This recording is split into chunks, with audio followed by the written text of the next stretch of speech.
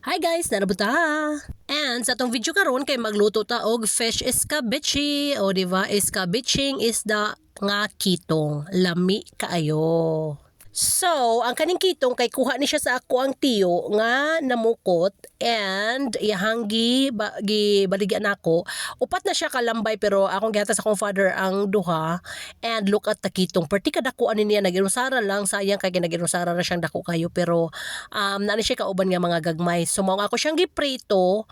And ako siyang i-escabeche. Ang katong lambay kay ako rin nagkaon nato niya, char. As in tambok ito nga lambay. Anyways, mo na siya na ang atong escabechehon. Lima ra na kabuok isda pero okay na kaayo kay dako kayo to ang usa as in dako kayo. So, ang una na tong waton is gisahon lang na nato itong mga lamas, onions, garlic, og ginger, dahil gilunod na ko ang sili at sal, dayon carrots. As in, maura na siya ang akong lamas kung mag-escabeche ko. Super ka-easy ra gyud ana niya. Ang uban, or naara nimo kung unsa pa imong ipambutang sa imong escabeche, basta aqua is, ingon ana lang na siya. O, diba?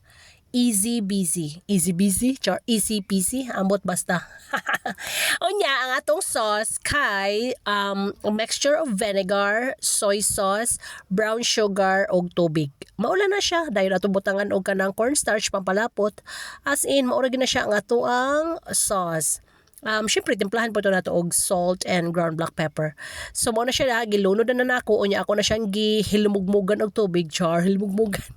Basta, giwaswasan og tubig char o diba punan ba na nato dayon gibutangan na nako og cornstarch pang palapot o diba.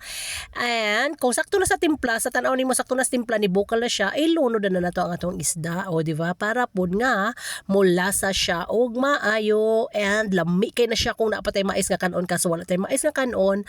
So look at that, lamian kaayo nga fish escabeche. Ibahog-bahog na yarn char. Maura to guys, salamat sa pagtanaw. Bye-bye!